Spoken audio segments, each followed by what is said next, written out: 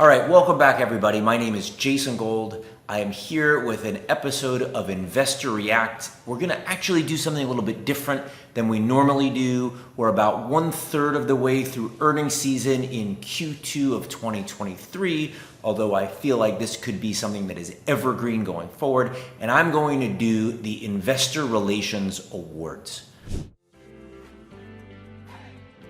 I'm gonna award the best and the worst of how people have handled earnings season so far. Now, since we're only 1/3 of the way through, maybe we'll have a chance to do this 2 more times, but there are 2 companies that really stand out to me so far in this earnings season as doing a terrific job and doing a terrible job. So let's get into it. Who's doing a great job? Netflix.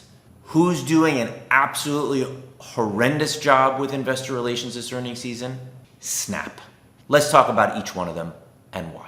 First, before I get into it in too much detail, I want to put a disclaimer out there that I'm not trying to really piss anybody off. Sure, do I hope that people pay attention to this video, and do I hope that other companies learn from Snap's mistakes and from what Netflix is doing really well? Of course. I think that would be really, really valuable. But the last thing I want to do is create a whole storm and attention and get people really focused on the wrong things here. My job is purely professional. These are my opinions. They are professional opinions. And hopefully other companies can learn about what they should and should not do. So let's get into it into some more detail. So Snap has done so many things wrong. Not only on an absolute basis, especially as compared to Netflix, they are very stark in terms of who's doing a good job and who's doing a bad job. First, in terms of management, Snap's management seems completely out of touch. And investors are voting with their feet. You can see that the stock was down over 20% the day after they reported. Now look, Netflix's stock was down the day after they reported too, but the stock had been a monster. The stock had been up over 60% recently, and so it just gave back a little bit because the stock was ahead of its expectations. Snap, on the other hand, is making new lows here. Investors are pissed off because management doesn't acknowledge what's really on their mind. Now let's break it down. Both Snap and Netflix have quarterly investor letters. And I really like investor letters. I advise many of my clients to write investor letters. I think if you have the bandwidth in your IR department, they're a terrific use of time, and it really helps investors understand what's going on. But that's where the similarities end. When Snap's management got on their call, all the CEO did was read the first few paragraphs of the quarterly letter. What? Why would he do that? All of the investors and all of the sell side had already read the letter. By getting on the call and just reading those remarks, the Snap CEO told everybody that he didn't value their time. He said, I actually don't think you've read it, so I'm going to read it to you. He actually said, you don't have anything else more important to do, so I'm going to waste your time. He didn't say those words exactly, but that was the sentiment. See, Netflix, on the other hand, produces a quarterly letter, and then they have a moderated Q&A. Nobody from Netflix gets on and reads the introduction to the letter. The implication from Netflix is they understand that people have other things to do. They empathize with the workload that people have. They understand that there's a lot of other things going on. Snap management was out of touch with what their audience was thinking and feeling and how they act. And by the way, the Q&A that Netflix hosts with the moderator is fruitful and thoughtful and is additive to the letter that they write. Netflix's Q&A, on the other hand, after they read the introduction to the letter, felt very robotic. The answers were very long. It felt to me as an outsider like they were reading from a script. That doesn't really add a lot of value to the audience, and even if it did, it shows that management is out of touch with what investors are really thinking and feeling. Now let's also call it like it is. Netflix is doing well. Snap was not doing quite as well. But in the case of Netflix, they acknowledged that there were difficult times. They acknowledged humility. They acknowledged that not everything was perfect all of the time. Snap, on the other hand, only talked about the good things. They didn't actually acknowledge that this was going to be difficult. See, management had to know that the next day the stock was going to be down a ton. And to me, that should have changed the tone with which they addressed Wall Street. They should have shown some humility. They should have acknowledged this is difficult. They should acknowledge that they have investors that have stuck with them through thick and thin, and they are going to ask them to slog through the mud some more.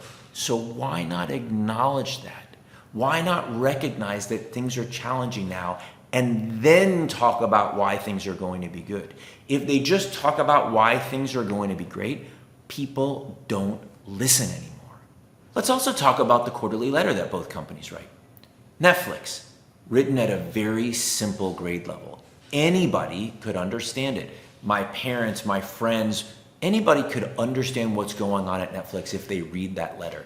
It's written probably at a 6th or an 8th grade reading level. It goes through the business, what's working well, what's not working well. They acknowledge the competition. They talk about what their priorities are. It's very well done and very well written.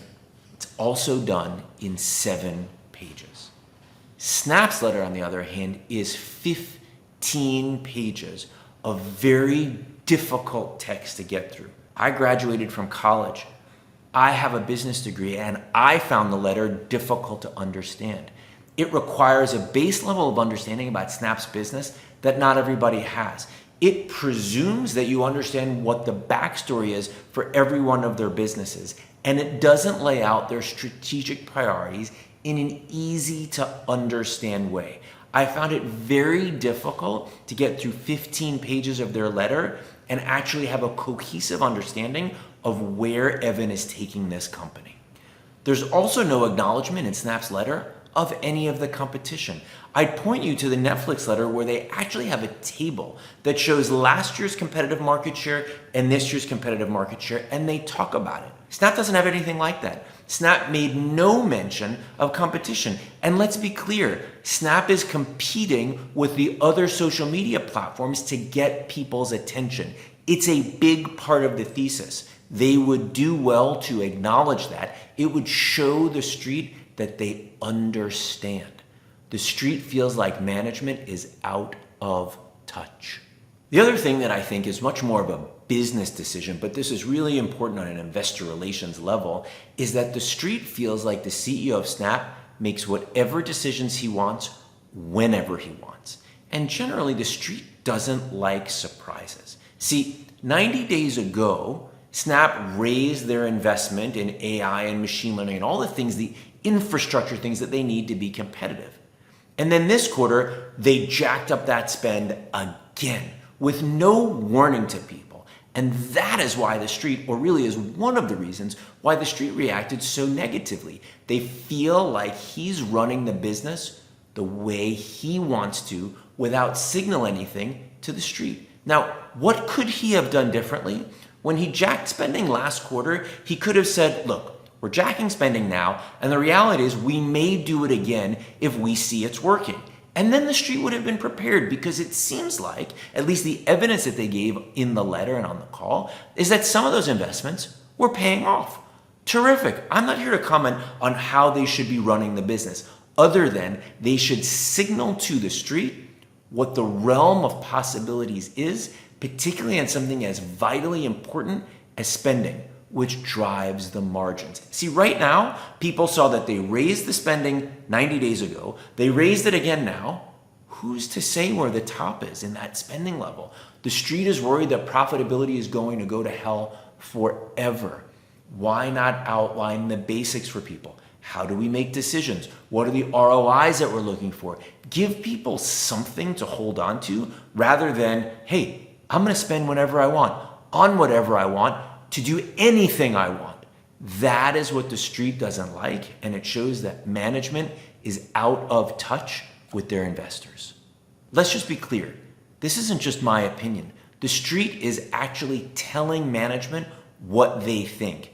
The sell side is telling management what they think. Short interest in Snap is 7% of the float. Short interest in NFLX is 2% of the float. That tells you that the street is voting as a short seller because they don't trust Snap in relation to Netflix. The street has 8 buys and 37 holds or sells on Snap. The street has 30 buys and 26 holds or sells on Netflix. What does this tell you? That the sell side is voting in favor of Netflix over Snap. They trust them more simply based on the percentage of buys to holds and sells. Same thing with the short interest. 2% for Netflix to 7% for Snap.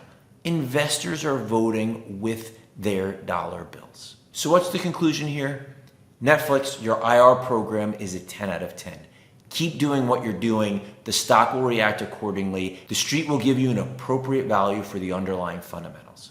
Snap, on the other hand, you need a total makeover of your IR program. You need to really understand what your investors think, and you need to talk to them. They are share owners in your company. And if you want the street to properly value your business and give you the valuation that you deserve, then you need a total redo.